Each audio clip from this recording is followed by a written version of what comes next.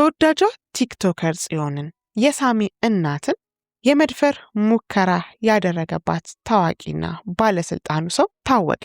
ተወዳጁ ድምፃዊ ጎሳዬ ተስፋዬ ከባድ ህመም ገጠመው።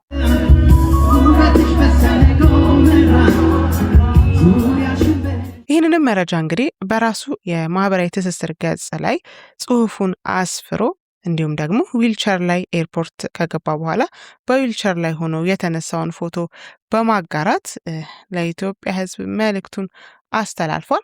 ተወዳጁ የኢትዮጵያ ሙዚቃ ኮከብ ድምፃዊ ጎሳዬ ተስፋዬ በታላቋ ብሪታንያ በለንደን ከተማ የሙዚቃ ኮንሰርቱን ለታደሙት የዲያስፖራ ማህበረሰብ በተሳካ ሁኔታ አቅርቦ ካጠናቀቀ በኋላ በገጠመው ድንገተኛ የጤና እክል ምክንያት ወደ ሀገር ቤት መመለሱ ነው ያሳወቀው። ድምፃዊ እንግዲህ በይፋ ማህበራዊ ትስስር ገጹ ላይ በአውሮፕላን ማረፊያ ውስጥ በዊልቸር ላይ ተቀምጦ የሚያሳይ ምስልን በማጋራት አድናቂዎቹን ያሳሰበ አጭር መልእክትን አስተላልፏል። በመልእክቱም ታምሜ ገባው፣ ስለ ሁሉም ግን እግዚአብሔር ይመስገን በማለት ነበር እንግዲህ የገለጸው። የሙዚቃ ኮንሰርቱን አቅርቦ ከጨረሰ በኋላ ስለገጠመው የጤና እክል ግን ምንም አይነት ስለገጠመው የጤና እክል ሆነ የህመሙ ሁኔታ ምንም አይነት ዝርዝር ሁኔታን እስካሁን ድረስ አላብራራም። ጎሳዬ ተስፋዬ እንግዲህ በኢትዮጵያ የዘመናዊ ሙዚቃ ኢንዱስትሪ ውስጥ ላለፉት 2 አስርት ዓመታት ጉልህ ስፍራ ከሚሰጣቸው በልዩ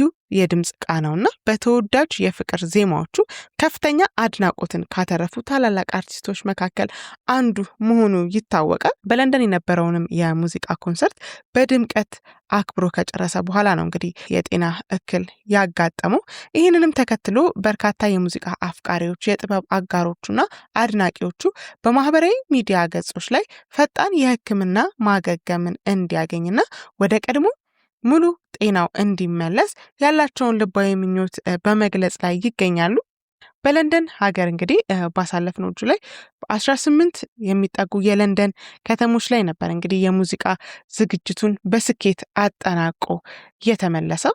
እኛም እንግዲህ እንደ ኢትዮ ፕላስ ተወዳጁ ድምፃዊ ጎሳዬ ተስፋዬ ከህመሙ አገግሞ ወደ ቀድሞ ጤናው እንዲመለስ መልካም ምኞታችንን ለመግለጽ እንወዳለን።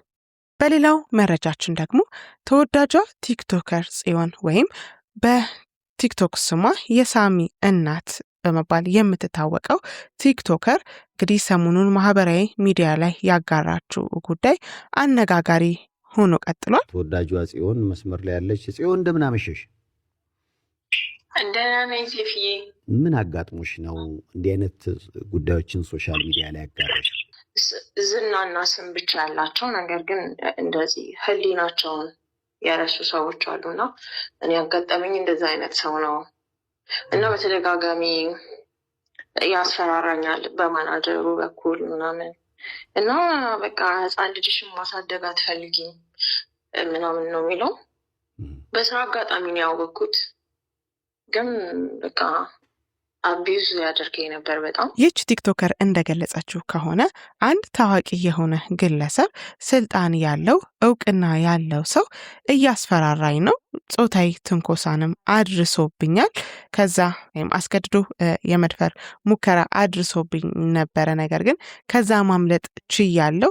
ያ ሁሉ ነገር ካለፈ በኋላ ግን አሁን ላይ በልጄም በህይወቴም እያስፈራራኝ ይገኛልና አንድ ነገር ከሆንኩኝ ልጄን አደራ በማለት ነው እንግዲህ ይህንን ሀሳብ ያጋራችሁ። ይህንን ተከትሎ እንግዲህ ሰይፉ ኢንተርቪው አድርጓት ነበር በስልክ መስመር ላይ አስገብቶ በሬዲዮ ፕሮግራሙ ላይ ጥያቄ አቅርቦላት የነበረ ሲሆን ስለ ጉዳዩ የሰጠችውን ማብራሪያ ወደ እናንተ እናደርሳለን። ጽዮን እንደምትለው ከሆነ ወይም በቲክቶክ ስሟ የሳሚ እናት ይህ ሰው ለህይወቷ የሚያሰጉ ዛቻና ማስፈራሪያዎችን እያደረሰባት እንደሆነ እንዲሁም ደግሞ ልጇንም አንድ ነገር ሊያደርግባት እንደሚችል እንደሰጋች ነው የገለጸችው። ይህንንም ተከትሎ ለምን ወደ ህግ አካል አትሄጂም፣ ይህንን ጉዳይ ለምን ለህግ አካል አታሳውቂም ተብሎ ለተጠየቀችውም ጥያቄ እፈራለሁኝ፣ ምክንያቱ ደግሞ የኔ የምለው ሰው የለኝም ከጎኔ የሚቆምልኝ፣ ይህን ብታረጊ የሚል የሚያማክረኝ ወይ ደግሞ ቤቴ ስገባ አይዞሽ በርቺ የሚል ወንድምም እናትም አባትም እህት አጎት ዘመድ የለኝም፣ ብቻዬን የምኖር ሰው ነኝና አንድ ነገር ቢያደርገኝ ብዬ እፈራለሁኝ። ወደ ህግ አካላት ከሄድኩኝ በኋላ ይህንን ካወቀ በኋላ ምን ሊያደርገኝ እንደሚችል አላቅም። እኔ ደግሞ ከወለድኩኝ በኋላ ይበልጥ ፈሪ ሆኛለሁኝ። ለልጄ መኖርን እፈልጋለሁና እሰጋለሁኝ። በዛም ምክንያት እስካሁን ድረስ ወደ ህግ አካል አልሄድኩም። ነገር ግን ለአንድ የቅርብ ወዳጄ ይህንን ጉዳይ ነግሬያታለሁ። ማንነቱን ያደረሰብኝን ነገር እያለኝ ያለውን ነገር በሙሉ አሳውቂያታለሁና አንድ ነገር የምሆን ከሆነ ልጄንም አደራ እንዲሁም ደግሞ ማንነቱን እንድታሳውቅ ብዬ ተናግሬያለሁ። አሁንም መፖሰት ፈልጌ አልነበረም። በጣም ስሜታዊ ሆኜ እያለቀስኩኝ ሆኜ እንዳጋጣሚ ነው ይህንን ጉዳይ ወደ ማህበራዊ ሚዲያ ያጋራሁት በማለት ነው የገለጸችው። እንግዲህ ጽዮን ብዙ ጊዜ በተደጋጋሚ እንደምትናገረው ከልጅነቷ ጀምሮ ብዙ ጠባሳዎች ያሉባት ብዙ ሀስሎችን ያሳለፈች ሴት ናት። በገዛ አያቷ ተደፍራ ከቤት የወጣች ሴት ናትና ህይወትን ብቻዋን እየተጋፈጠች ያለች ልጅ ናት። ከዛ ባሻገር ደግሞ በህይወት መስመሯ ወይም ራሷን ችላ ስራ በጀመረችባቸው አጋጣሚዎችም እንደዚህ አይነት ጉዳዮች እያጋጠሟት ስራዋን እስከመተው የደረሰችባቸው አጋጣሚዎችም እንዳሉ ነው እየገለጸችውና ይሄ እነዚህ ነገሮች በሚደጋገሙባት ሰዓት ተስፋ ወደ መቁረጥ የቀረበችበት እንዲሁም ደግሞ ራሷን እስከ ማጥፋት ደረጃ ውሳኔዎችን የወሰነችባቸው አጋጣሚዎች እንዳሉ ነው የገለጸችው። ይሆናልም ብላ የጀመረችው የፍቅር ህይወት እንግዲህ ሳይሳካላት ቀርቶ ልጇን ብቻዋን እስከ ማሳደግ ደረጃ እንዳደረሳትም ነው በተደጋጋሚ የምትገልጸው። ከዛም አልፎ ለወጣቱ ማስተማሪያ ይሆናል ብላ በማሰቧ በኖረችባቸው 29 ዓመታት ውስጥ ያሳለፈችውን መከራ ያሳለፈችውን ፈተና ለወጣቱ መማሪያ ይሆናል ብላ በማሰብ እንግዲህ መጽሐፍ ለማሳተምም እንደተዘጋጀችና እንደተቃረበች እንዲሁም በ2019 ዓመተ ምህረት እንደ እግዚአብሔር ፍቃድ ይህንን ነገር እንደምታሳካው ገልጻለች። ሁሌም እንደምትለው ጽዮን ለኔ ያለልኝ እግዚአብሔር ብቻ ነው።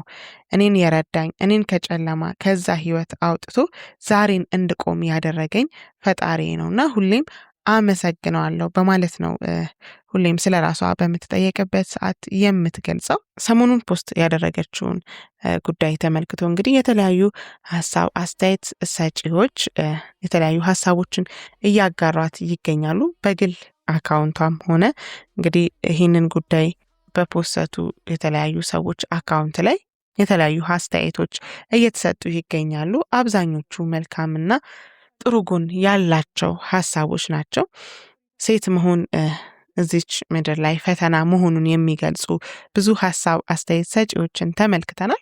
ከዛም ባሻገር ደግሞ ስለ ጽዮን ጥንካሬ የሚመሰክሩ ጀግንነቷን የሚመሰክሩ ብርታቷን የሚመሰክሩ የእሷ ህይወት ለአብዛኛው ወጣት ተስፋ እየቆረጠ ራሱ ላይ እየወሰነ አግባብነት የሌለው ውሳኔ እየወሰነ ላለ ሰው እንዲሁም ደግሞ ህይወት በቃኝ የመኖር ትርጉም ለጠፋበት ሰው ሁሉ መማሪያ የሆነ ጉዳይ እንደሆነም ብዙዎች እየገለጹ ይገኛል። ከዛም ባሻገር ደግሞ ይህ ጉዳይ ተድበስብሶ መቅረት እንደሌለበትና ጽዮን ደፍራ ወደ ህግ አካል መሄድ እንዳለባት ምክንያቱም እንደዚህ አይነት ጉዳዮች ተድበስብሰው በቀሩ ቁጥር አንድ ቀን የከፋ ችግር ሊያመጣ እንደሚችል ማወቅ እንዳለባትም እንደ ምክርም እንደ ተግሳጽም ያስተላለፉላት ሰዎች አሉ።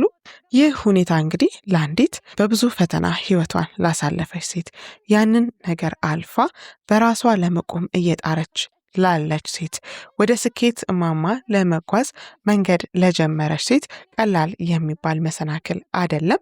እንደ ሀገራችን ስንመለከተው ያሉት የህግ ክፍተቶች እንደዚህ አይነት ሰዎች እንዲበራከቱ ምክንያት መሆኑ ግልጽ ነው። ጾታዊ ጥቃት አድርሰው እንዲሁም ደግሞ ከዛም ባለፈ ህይወትን እስከ መንጠቅ ድረስ የደረሱ ሰዎች ምንም አይነት ፍርድ ሳይበየንባቸው እንዲሁ በነፃ የሚለቀቁበት አጋጣሚዎች መበራከታቸው ከዛም ባለፈ ውሳኔ እንኳን ተወሰነ ቢባል የ5 እና የ10 ዓመት የእስር ቅጣት በዛ ላይ አመክሮ ሲኖረው ደግሞ ከዛም ያነሰ ነው የሚሆነው።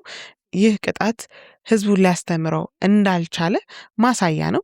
ምክንያቱ ደግሞ እንደዚህ አይነት ወንጀል የፈጸመ ሰው ከቅጣቱ ባሻገር የስነ ልቦና ባለሙያ ማማከር የስነ ልቦና ባለሙያ እንዲያማክረው መደረግ ሲኖርበት ያ ሳይደረግ በተወሰኑ ዓመታት ቅጣት ብቻ ይወጣል። ወጥቶም ያለምንም መጸጸት ያለምንም መቆጨት ወደ ማህበረሰቡ ይቀላቀልና ድጋሚ ያንን ተግባር ወደ መፈጸም ይሄዳልና ማህበረሰቡም እንግዲህ ዝም ብሎ ተቀብሎት ይኖራል እና ይህ ሁኔታ እንኳን እውቅና ተጨምሮበት እንኳን ስልጣን ኖሮበት አይደለም እንዲሁም በተራው ማህበረሰብም እየተለመደ እንዲሄድ እድሉ ተመቻችቶለታልና ቀላል የሚባል ፈተና አይደለም። እንደ ሀገር ትልቅ ስራ መስራት እንዳለብን እንደ ህግ ክፍተት ትልቅ ስራ መሰራት እንዳለበት የሚያሳይ ጉዳይ ነው።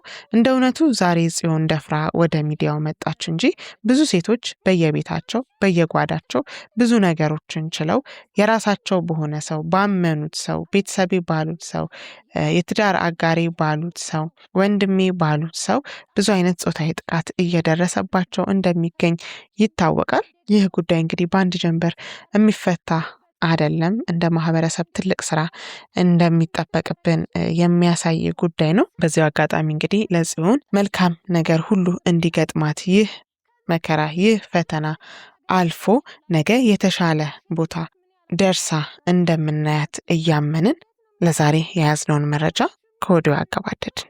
መልካም ጊዜ፣ ቸር ያሰማን።